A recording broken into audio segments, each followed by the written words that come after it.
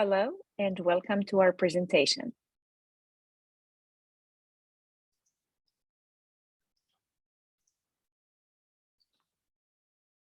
Our presentation is titled Elevating Rural Voices Through Community Learning Exchanges. Our team is composed of Dr. Kristen Cuthrell, Director of the Rural Education Institute at ECU, and additional members that are faculty associates at REI, Dr. Sheresa Blanchard, me, Dr. Laura Levi-Altstaedter, and Dr. Robert Quinn.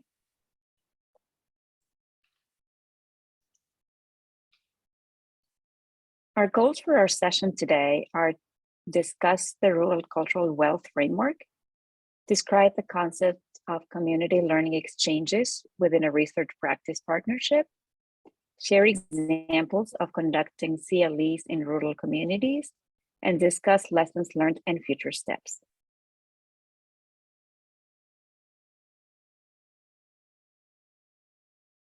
The mission of the Rural Education Institute is to initiate and facilitate partnerships and research-driven innovations that enhance holistic development and opportunities for pre-K-16 students and their families in rural communities, collaborate with stakeholders to catalyze positive transformation in families and schools. Our Rural Education Institute was established in 1982 here in Greenville, North Carolina.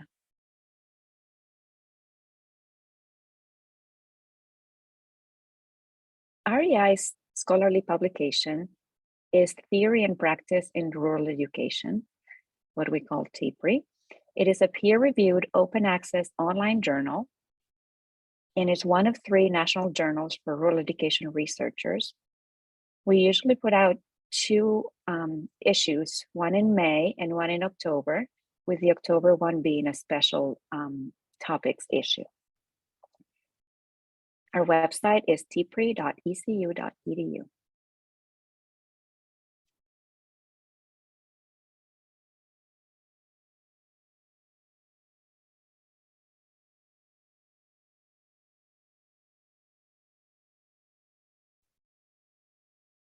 All right, so to get to some of the meat of our presentation, I want to describe a couple of the frameworks that were important for our work and continue to be important for our work.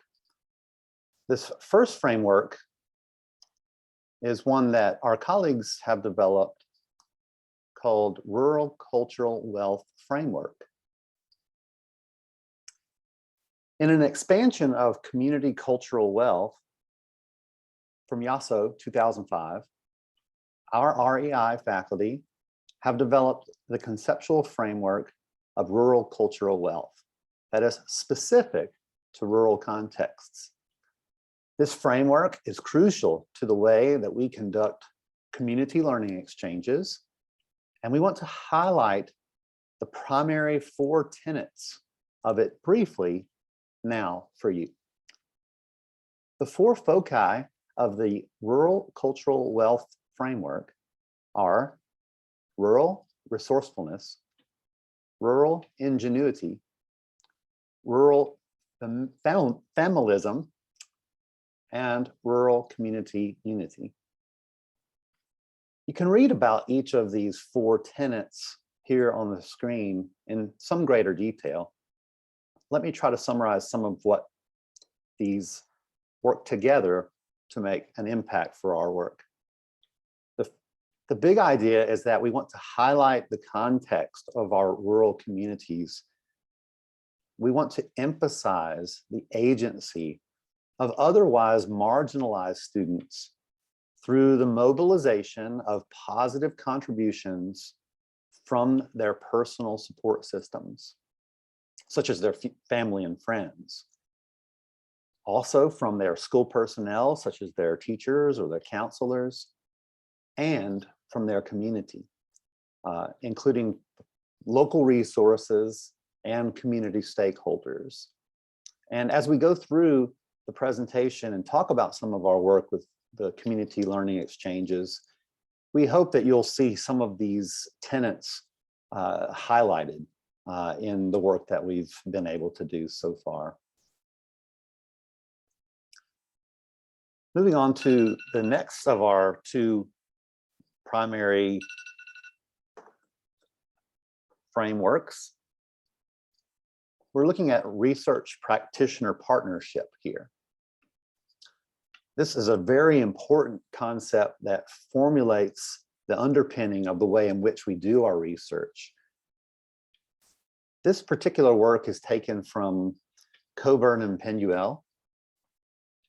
And as you can see on the screen here, a formal definition of the research practitioner partnership, or RPP, is that a holistic model is built that is inclusive and participatory in the identification of issues, the tracking of data, the development of solutions towards transformative practice, and improved outcomes. We do all of this through a participatory action research design in which we see ourselves as doing our research with our communities and not on our communities. We value the input and the rural cultural wealth that our communities share with the research endeavor. And finally, before I turn it over to my colleague, Kristen, I wanted to just share a brief little bit here about our context. You can see here in this map that we've borrowed from the North Carolina Rural Center that our county, Pitt, is the blue county right in the center of the yellow circle. What you'll notice, hopefully rather starkly, is that our entire surroundings are in green, which the NC Rural Center has qualified as rural counties. So we feel like we're very well positioned in our context here in this eastern part of the state of North Carolina to partner with counties on all sides of us and do the important work that we'll describe here in the remainder of our presentation.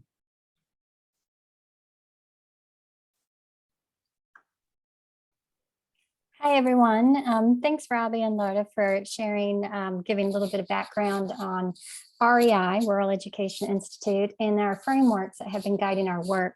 We want to get into some research experiences and I keep saying, I'm sorry about that, but we want to get into some research experiences that we have worked with our district partners, those green counties in the map that you just saw earlier, where we've explored problems of practice, different things that the districts want to take a deeper look at, different items that the state wants to look at. We've come together with our districts and worked through what is it that we want to know and how can we go about finding that out. So within our rural cultural wealth framework, this idea of asset-based work, and then through research practice partnerships, we've utilized what you see here on the screen, community learning exchanges, or CLEs. And community learning exchanges is an approach, a process that some of our cohort members, colleagues here at ECU have developed in a collaboration with some partners that they've had in other areas of the country. And we are using this approach to come together with our districts and bring community members together to really talk about key issues and to work through those perspectives and work towards problem solving and solution based on the assets that are in place in the rural communities that we serve. So, I mean, you can see, I won't read it to you, but the CLEs is really a process, a way that celebrates the power of place, the wisdom of people. It provides an opportunity where we bring together diverse community members. And so that could be leaders, school leaders, building leaders, educators, youth, elders in the area. And it's a period where we can come together for engaged deep learning. And so in those community learning exchanges, we foster relationship building. We try to promote safe spaces in terms of the community members and the school members, openly expressing how they feel about the certain topic that we're looking at. And we also situate that within recognizing and acknowledging the assets and the strengths that the community brings to the table to kind of work through whatever the topic is. With the CLEs, we want you to note, they're not trainings, they're not workshops, but they are collaborative, community-based, multiracial, intergenerational, dynamic exchanges of ideas, events around school and community change. And so the key element before we go into these guiding values of a CLE is that it's all around building this invitation for people to share their stories, their assets, and their wisdom. The community learning exchanges can take place over several hours, several days, or be a single place in time, but it's all built on relationships with, in terms of us, the researchers and the community partners. So it's really living out loud our commitment to rural cultural wealth and research practice partnership. There are 5 guiding values that our colleagues have developed around community learning exchanges. And we try very hard to work with these community learning exchanges values as we are setting these up. Now, it's sometimes, in the world of research, things don't always quite go as planned. But again, these are guiding values that do guide our interactions and planning of the process. And so you can see on there, we look at, we recognize and acknowledge learning leadership is a dynamic process, that relationships are the key to foundation. That really guides our research approach. The conversations, you can see they're critical and they are really central to this process of a learning exchange. And so the conversations can come in the form of storytelling, and kind of building on that relationship piece. Case in point, before we started recording this, we were all telling each other as presenters, we're going to give each other grace on recording, because it's really different to be in front of a computer and record than it is to be in a live room with folks. And so that just speaks again to kind of, that carryover of any of our relationships and conversations and collaborations. There really is a tone of grace and understanding and invitation. Share where you're at, share what you're thinking.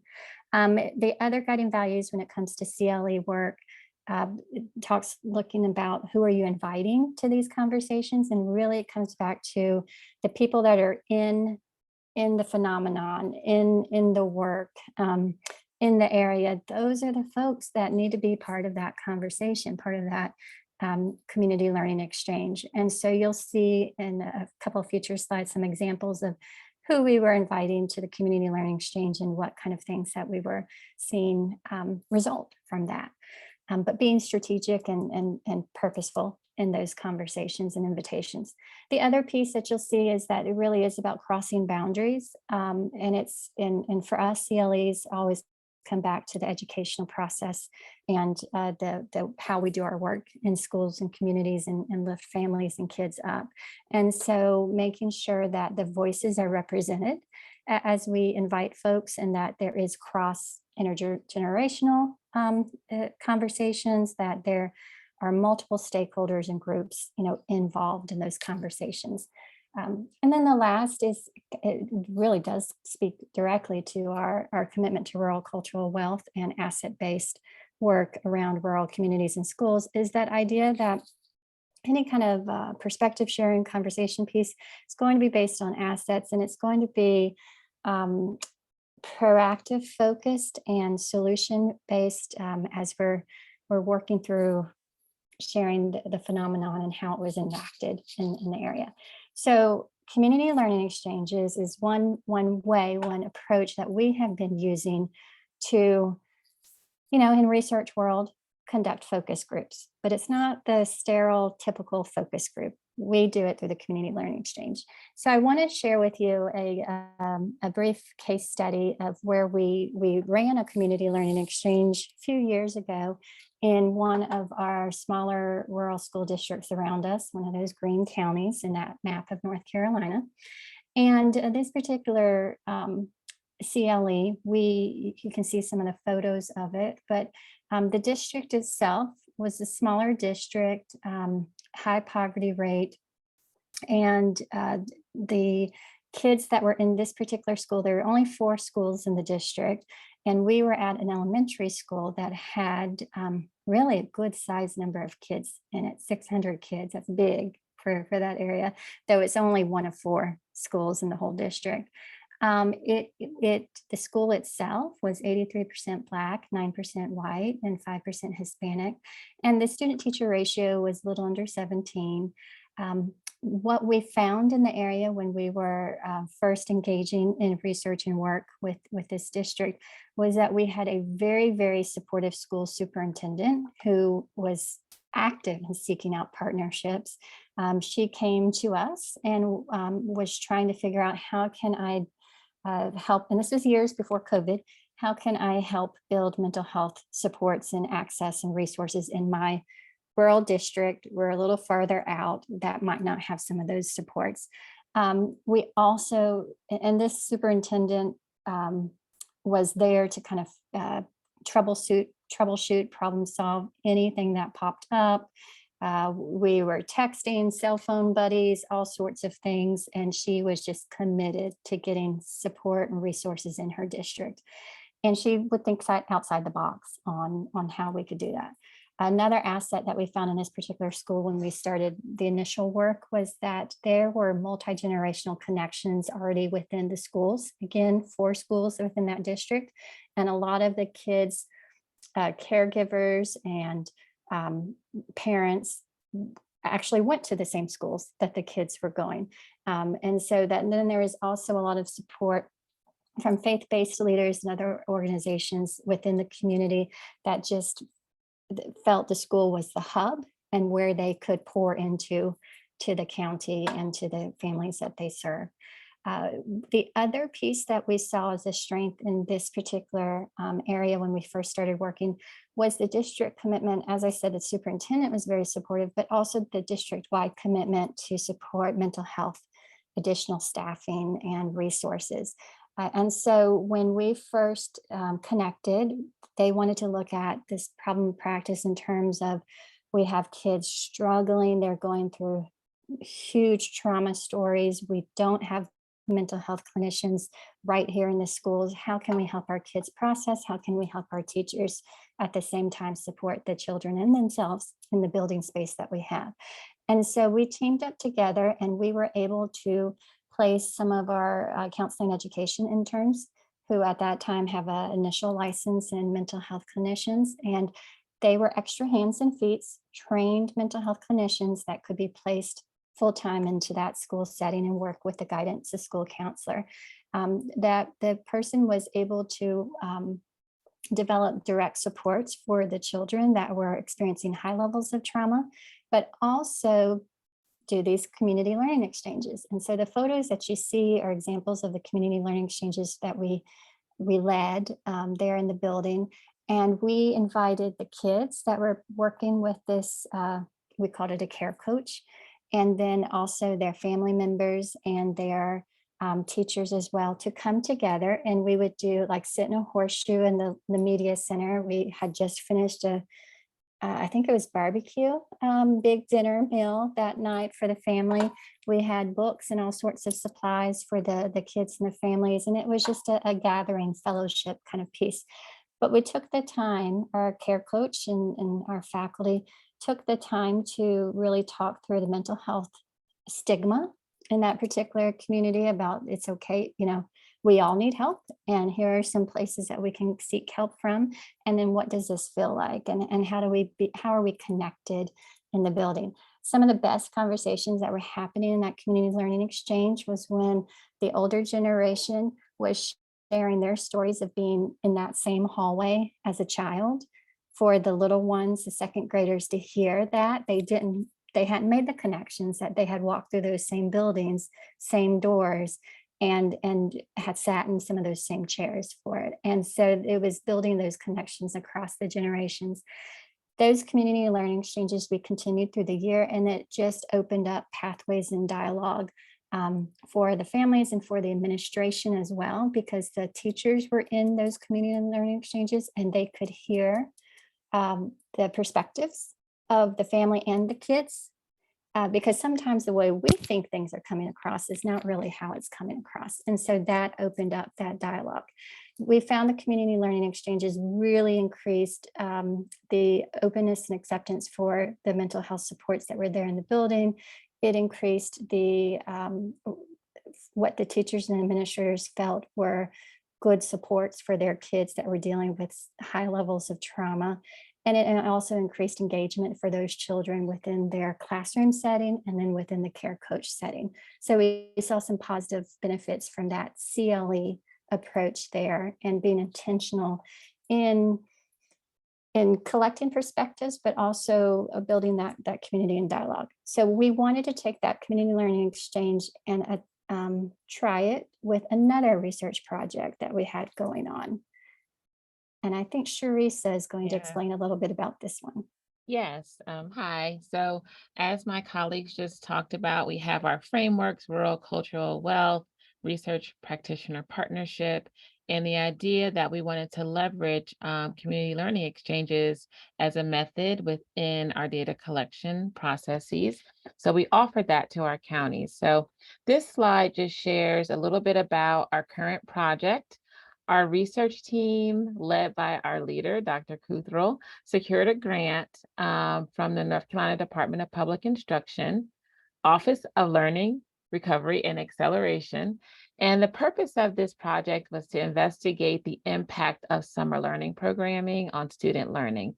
And so we're actually, as we record this, still in the process of wrapping up data collection for this project. And we want to share with you what we've gathered so far and what we've learned through this process. We have 3 counties that we've been working with and partnering with. And this slide shares a little bit about those counties.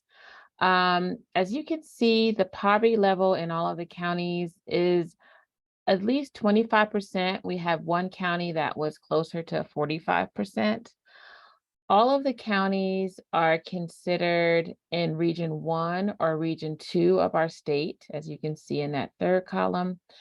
And the size was pretty different in those counties, as you can see by the number of students, but also the number of schools. So County 2 is a smaller county with only 532 students and 3 schools. County 3 was the second in size with just over 1,500 students and 7 schools. And our first county was our largest county that had 17 schools.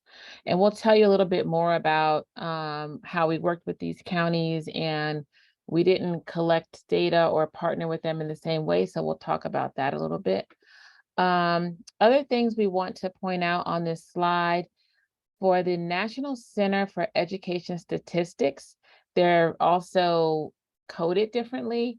I don't know if you want to say anything about that, Kristen, but it's kind of how they're situated, I guess, within the county and their size.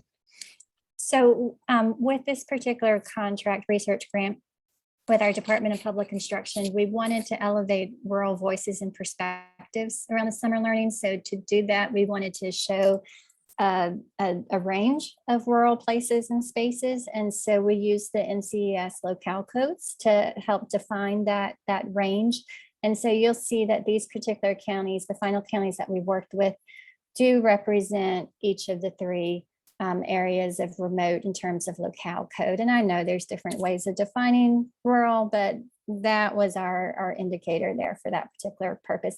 And it was really, really so that we could share back to our Department of Public Instruction voices from rural districts, whereas sometimes they don't necessarily hear all of those voices and some of the work that gets put back into to the Department of Public Instruction. So we wanted that representation. That's there. The piece I do want to share, Sheresa, there's a note on that chart where it says County 2, it says CARES, CARES. there's a lot of CARES acronyms in our world in North Carolina. That's not the matrix of care we were just talking about with the other previous project that we were working on with that district. This particular CARES is an acronym from our Department of Public Instruction, and it's just an indicator that there's a large number of low-performing schools in that district, and that the Department of Public Instruction is pouring in additional resources and support into that district to help lift up all the schools there. So that's what that CARES means. Yeah, and then just one other layer, the NC North Carolina tiers. That was another piece that we used, and we have 100 counties in North Carolina, and each county is assigned a tier designation. And so the 40 most distressed counties are considered or designated as tier 1 counties. And just 4 things that are considered when determining the tiers: the average unemployment rate, the median household income, the percentage of growth in population, and the adjusted property tax base. So the 3 counties that we partnered with were also considered 3 of the 40 tier 1 counties in North Carolina. And those are all important things to think about as we move forward. All right. So this slide shares with you images from some of our flyers that we used to recruit families to participate with us in the summer and partner with us. And we had a couple of events in the summer, and we're still wrapping those up.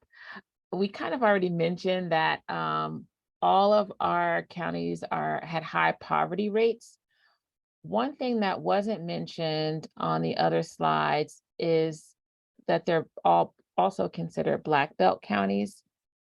And Black Belt counties, Black Belt is a term referred to areas in the American South, and it's in reference to slavery and different regional differences, and the fact that they had highly fertile Black soil and typically had plantations for cotton, and North Carolina, Virginia border some tobacco farms as well, plantations. And so all of our counties were Black Belt counties or considered Black Belt counties. And then another thing is that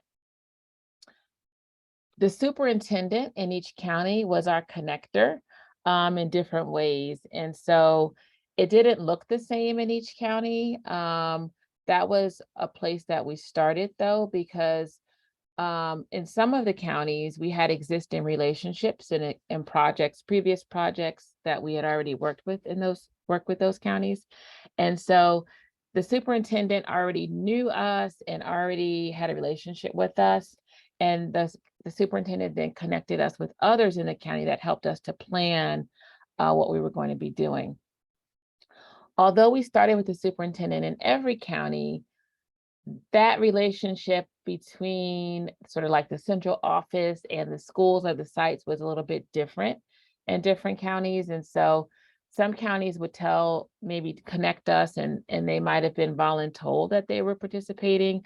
Others had more of a collaborative approach where they might connect us with others and have a conversation with us and talk about how we might partner with them. And one county really had a family atmosphere. And so we wanted to share a little bit about those differences in how the counties were organized and our relationship with them. I don't know I'm not trying to remember if it was, I think on the next slide, we'll share more about that. All right, here we are at the next slide.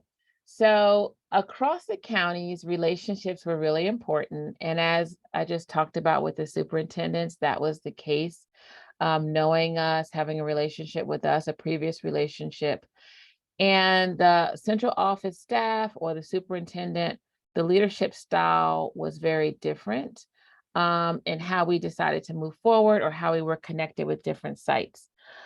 We may want to highlight some of our long-standing relationships that we had with our team, and also talk a little bit more about having this sort of insider-outsider perspective where we had team members who were insiders or part of the community and grew up in one of the counties that we partnered with, and others where we really didn't have existing relationships, where we were more outsiders coming in, and some of those differences. Kristen, do you want to add it? Sure. So kind of going back to, we knew we wanted to conduct community learning exchanges. And that was boots on the ground, our way to also do focus groups, right? So community learning exchanges, but ultimately they were focus group interview pieces to look at perspective of summer learning. And we really saw success where we did have one of our researchers, and really our whole research team has different ties and connections to the region itself, whether we live here full time or have family roots or coming back to the area or have been here for a long time. Like we all have roots in our region that we're working with as research practice partners. So in this particular case that we saw a really marked difference in how the community learning exchanges kind of came about. This one researcher graduated high school there, and we had the big event at the community learning exchange at one of them at the high school on Convocation Day. And it was this is also the one that was like a big family reunion piece. You walk into the building and it's, I likened it to like a church revival. I mean, there is music pumping. I didn't hear hallelujahs, but you heard a lot of yay and yelling. Like it was just a really good vibe feeling. Everyone was in the auditorium. All the schools were represented. The teachers and administrators had their school different shirts on. There was just connectiveness of we are part of this county, and then we have our own individual school county identity. And so our researcher went to high school there. And so while we were in the middle of the hallway, she had already been introduced. We were VIPs, all sorts of fun stuff going on. And then we get into the hallway and we're trying to grab folks into the community learning exchanges to come and chat with us and talk with us. And it was like, well, how are you? And they're calling her a different name than what we know. And then they're telling me, you know, she was the track star and she used to do this, this, and this. And have you seen her done da, da, da, da, da? And oh, what about this? And have you told them that? And it was such a fun way to, well, it just built a natural relationship immediately because she was there. We were connected. We were genuine in what we were doing. They were genuine in their sharing, and we wanted to learn more. We wanted to hear what they had to say about it and invited them in. And so Robbie was there as well. And we had another researcher with there, and we had some really good insights onto what the teachers and administrators were feeling about their summer learning. But it really helped that our researcher from the community, part of the community, back in the community, and you know, we were welcomed in as part of that family. So that was very asset driven there, where in some of our other counties we didn't have that natural connection, and it was a little bit harder to get responses on some things and to get all the planning details mapped out. Yeah, and I was just going to add, you know, County 1 that we referred to earlier was our largest county, and we had an existing relationship with that county and the superintendent. And so this was kind of an extension of that relationship. This county kind of, you know, joined us at the last minute after some changes in, you know, counties that could work with us. And we weren't sure how that was going to turn out. And it ended up that, you know, we were really welcomed into the partnership. We had a lot of people that really helped and had synergy and were invested in what we were doing. And many of us ended up with cell phone numbers from community members, just helping when they knew we were working with the school system and with teachers. They really wanted to wrap around and help as well. And so that county was really connected, and everyone was really excited to work with us. And County 2 was a bit harder for us to build a relationship and rapport. It was our smallest county, and we also had not done a project, I guess, or partnership with them before. And so, yes, it was just a different experience, but everyone that worked with us in all of our counties were excited to work with us and share their stories with us as well.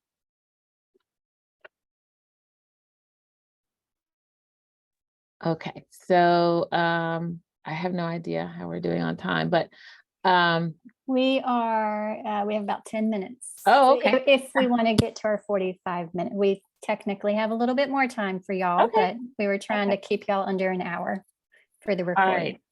So we'll just keep going and share with you more about the alignment with community learning exchange principles for what we did. This slide is kind of an overview of that. Let's see, what would be something important to highlight here? Our site coordinator support was really important, especially in County 1. That was an elementary school site, and they had sort of a hub for the elementary schools for their summer learning programming. And so that person was very instrumental in communicating with the teachers, helping to send information out, helping us to organize an after hours event where we had something like a community learning exchange there. And so the support there was very, very important to our partnership. And also at that site, we had nearly 100% participation of the educators. Those that could be there and participate were there. We had a lunch for the teachers, and we did our focus groups with them at that time, or learning exchanges at that time. And those that couldn't be there, some of them followed up with us and wanted to be interviewed separately. And so everyone was really on board to share with us their perspectives and experiences. Do you want to share anything about the connections with Bertie? Yep. So with that particular county too, we had strong site coordinator support. We had the participation that Sheresa was talking about, but we also had that in the crossing boundaries category. We had like 2 days of big data collection, conducting CLEs, and first day was teacher assistants for breakfast bright and early, and then teachers lunch and administrators throughout the day. And then the second day was kids during the day. So kindergarten kids, it was kind of fun. They loved really singing in the microphone more than answering some of the questions, but no, who can blame them? And then we went to the parents that night and had a family event that evening. And what we found at this site, because you guys know, when you're in a school, trying to get kids and teachers and people in different places at different times on a schedule that really has nothing to do with their day-to-day can be a challenge and hard. And so we found with the kids, we did small group interviews with them during the day and kind of built the relationship with them. Those same kids brought their families back that night and made the point to come up to us as their interviewers and like, I'm back, I'm here, see, I brought them. And we're so excited because they were saying, you know, they were excited that they got to do an adult interview, like a real interview, like someone asked them what they were thinking and had this big microphone out and they got to speak into it, and like people were listening. And they were excited that we were going to do the same exact things with their families that night. So they made sure to bring them back. And that support from the district administration from the top down, but then from the bottom up, really, you just saw the CLE values come to life in that. There are some things that didn't quite go as smooth as what we wanted, but the families came back. We got their pizza. We have the cell phone number of the manager now, but we got the pizza there. And things we were able to hear what they wanted to share. And the teachers got to see that when you're asking the questions to the families, they talk and talk and talk and share and build on each other. They want to be in that room and share. So that was a good experience there. That was kind of our big highlights for that particular county. And another thing I was just going to mention across several counties is the honesty and the openness during our groups was really powerful, that teachers really shared, parents shared, the students shared with us. And so we learned about a lot of things that we didn't think that people would share with us, even in the county number 2, where we hadn't worked with that county before. those that I talked to there were still very open about things that were going really well, things that they had challenges about, and things that they were working on during the summer. So I think we can say that that one was true for all of our counties that we worked with. And Robbie, I don't know if you have anything to add about your experience with the conversation with the families. If you don't, it's fine.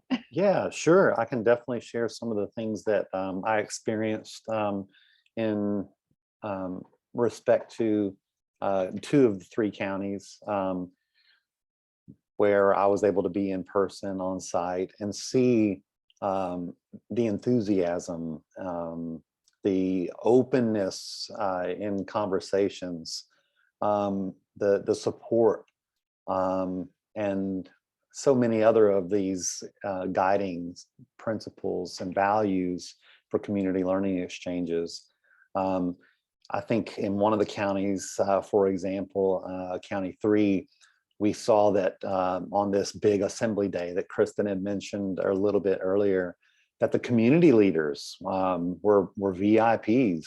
You know, this particular county and the CLE, the way that it unfolded throughout the day, just really was, you know, building on the assets in the county and recognizing how each and every person involved in the educational endeavor were people who were closest to the issues, had the most at stake to see the successful launch of a school year and this particular event.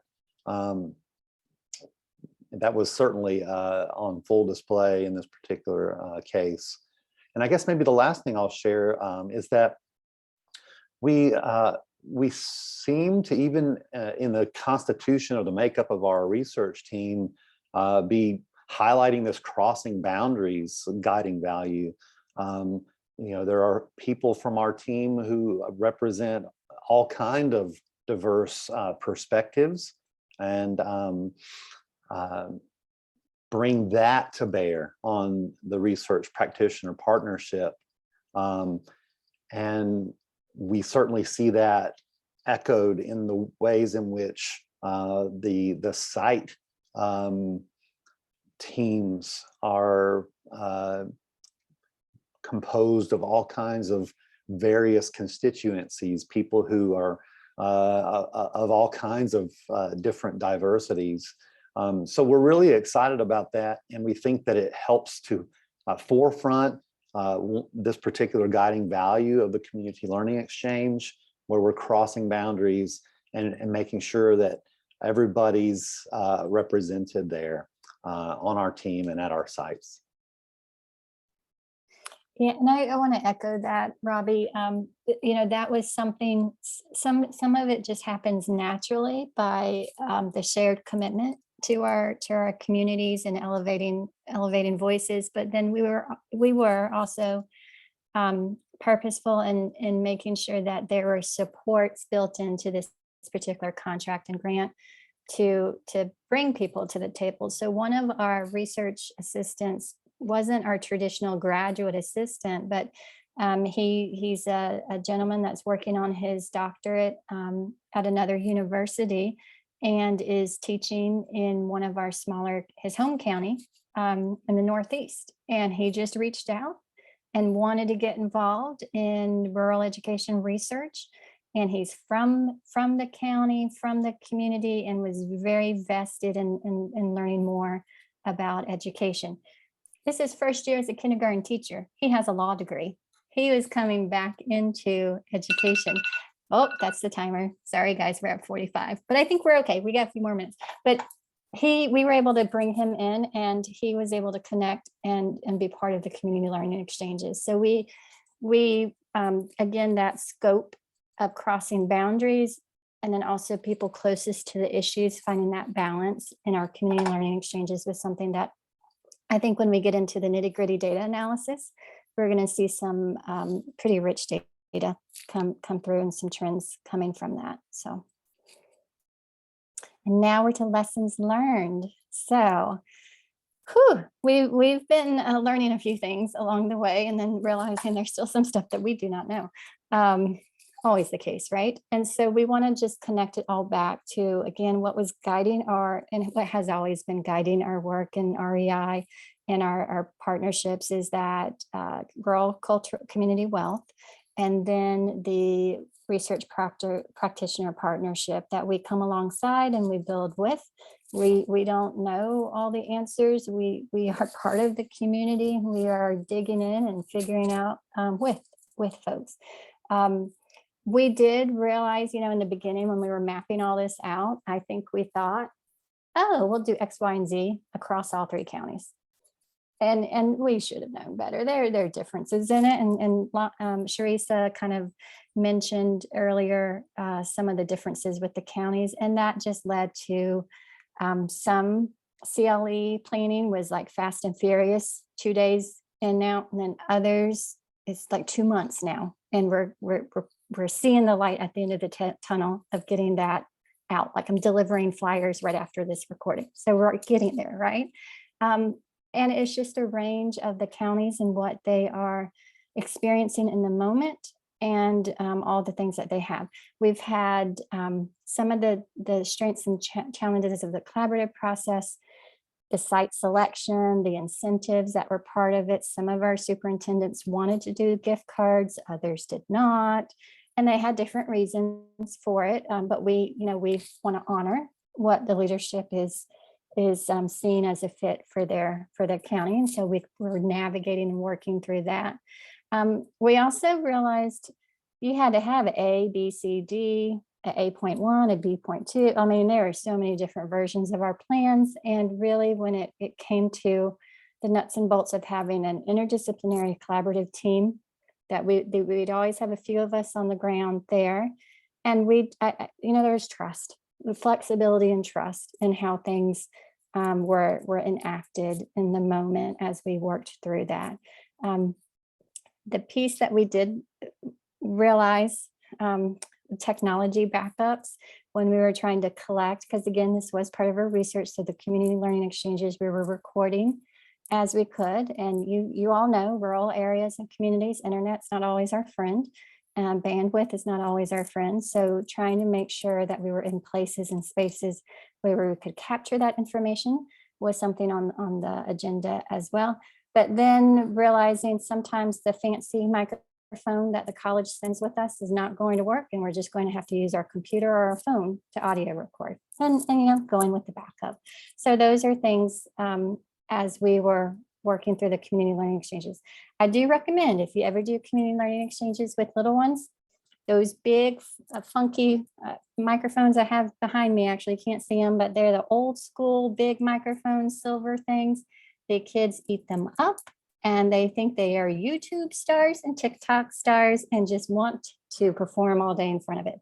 So you get through the questions and then they can do their favorite songs. I learned a lot on trends that day that I didn't realize. So technology, again, was something that we learned some lessons around as we were going out, boots on the ground into these different districts.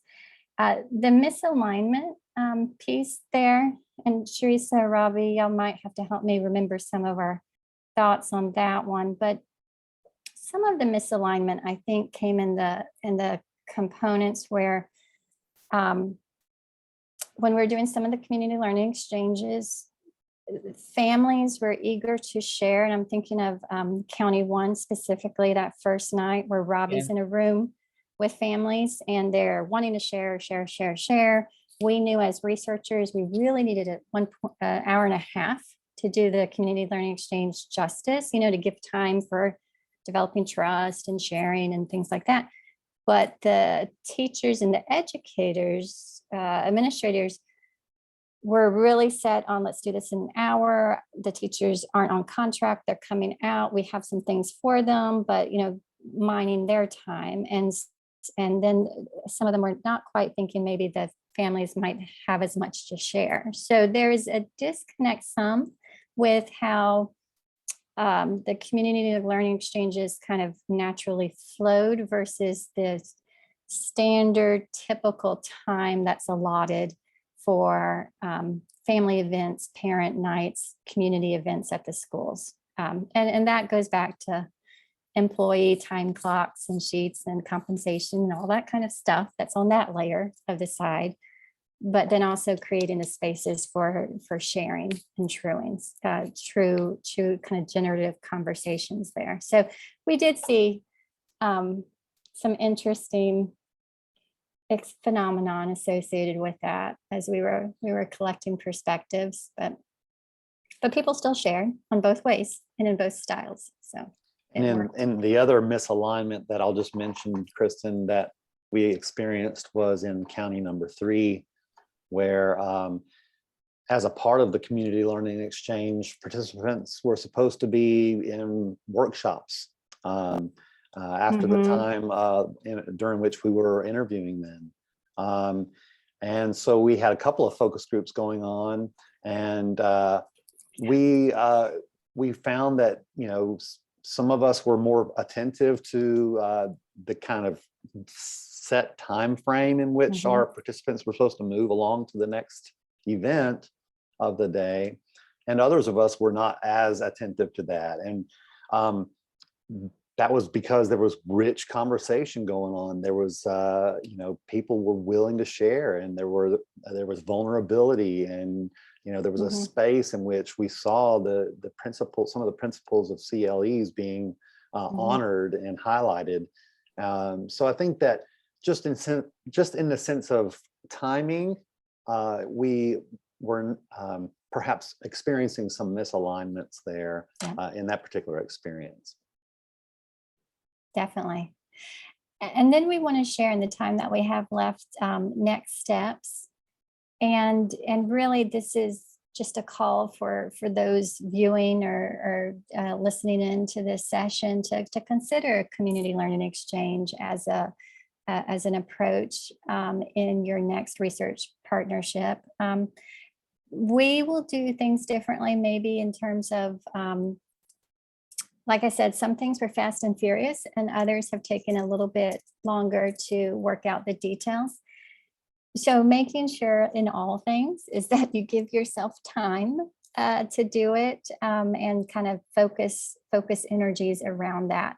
Now, you know how it goes in academia and schools. We are all pulled in 50 million directions, but we do know that when the community learning exchanges, when we see the richness come out, that more of that could be happening if there can be some people focused on organizing these. So having some set time for that, one thing we'll probably do differently. And then we wanted to let you know that we mentioned the counties that we have been working with on the summer learning perspectives. We're still collecting, finishing the final elements of data collection. But we have a parent night community learning exchange coming up next week. That's what I got to get those flyers out so families know. But we are trying to do one more in another county as well. And so, you know, we're hoping that we'll be able to engage in kind of the rich conversations and dialogue again with the families and the kids, in terms of how they felt summer learning was going and what they thought about it. That information is actually, we are compiling all of this into a State Board of Education report for Department of Public Instruction, so that we're just one of 4 research institutions looking at summer learning across North Carolina. So we have counties that have rural voices and sharing their perspectives in this overall report. And then there'll be other counties from the other research institutions that will be sharing other perspectives across the state. And that, you know, always with research is that the findings and conclusions can be applied and incorporated into future policy and supports for our schools. And that's really the ultimate why we chose to go with community learning exchanges, is to facilitate trust and conversation and share those perspectives with integrity to those in our Department of Public Instruction who also have some power influence over, you know, future resourcing and policies. If you all want to try CLEs, either in your school setting or even at the university level, our colleagues, Grajado and Militello and a few others have some really great tips on how to do that and some protocols. And so I encourage you to take a look there at their work. And I think you'll see some of those protocols and language pieces are things that you probably heard throughout the presentation with us. And I think we're towards our tail end of it. If you need to get a hold of us, here we are. You can also find us, just do an ECU search for the Rural Education Institute. You'll land on one of our pages and we can reach back to you. But we're always happy to talk more about collaborating with rural schools and communities and lifting up the voices and experiences of the folks in our region.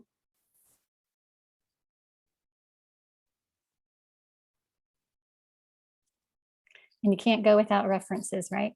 So if you want to check those pieces out, I'm really excited about Lonnie's work that just came out like last month, the Rural Cultural Wealth Framework.